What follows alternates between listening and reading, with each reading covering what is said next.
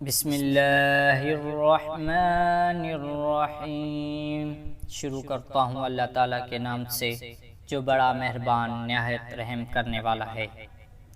اے ایمان والو، تم نبی صلی اللہ علیہ وسلم کو رائنا نہ کہا کرو بلکہ انظر نہ کہو، یعنی ہماری طرف دیکھتے اور سنتے رہا کرو، اور کافروں کے لیے دردناک عذاب ہے۔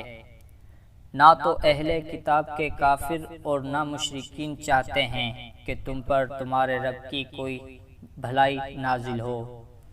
ان کے اس حسد سے کیا ہوا؟ اللہ تعالیٰ جسے چاہے اپنی رحمت خصوصی سے عطا فرمائے۔ اللہ تعالیٰ بڑے فضل والا ہے۔ جس آیت کو ہم منسوخ کر دیں یا بلا دیں، اس سے بہتر یا اس جیسی اور لاتے ہیں۔ کیا تو نہیں جانتا کہ اللہ تعالیٰ ہر چیز پر قادر ہے؟ کیا تجھے علم نہیں کہ زمین اور آسمان کا مالک اللہ ہی ہے، اللہ ہی کے لیے ہے، اور اللہ کے سوا تمہارا کوئی والی اور مددگار نہیں؟ کیا تم اپنے رسول سے یہی پوچھنا چاہتے ہو جو اس سے پہلے موسیٰ علیہ السلام سے پوچھا گیا تھا؟ سنو، ایمان کو کفر سے بدلنے والا سیدھی راہ سے بھٹک جاتا ہے۔ ان اہل کتاب کے اکثر لوگ باوجود حق واضح ہو جانے کے محض حسد و بغض کی بنا پر تمہیں بھی ایمان سے ہٹا دینا چاہتے ہیں۔ تم بھی معاف کرو اور چھوڑو یہاں تک کہ اللہ تعالیٰ اپنا حکم لائے۔ یقیناً اللہ تعالیٰ ہر چیز پر قدرت رکھتا ہے۔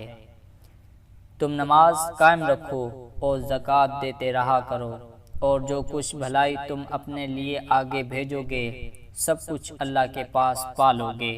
بے شک اللہ تعالیٰ تمہارے اعمال کو خوب دیکھ رہا ہے۔ یہ کہتے ہیں کہ جنت میں یہودی و انصاری کے سوا اور کوئی نہ جائے گا، یہ صرف ان کی آرزو ہے۔ ان سے کہو کہ اگر تم سچے ہو تو کوئی دلیل تو پیش کرو۔ سنو، جو بھی اپنے آپ کو خلوص کے ساتھ اللہ کے سامنے جھکا دے، بے شک اسے اس کا رب پورا بدل دے گا۔ اس پر نہ تو کوئی خوف ہوگا نہ غم اور اداسی۔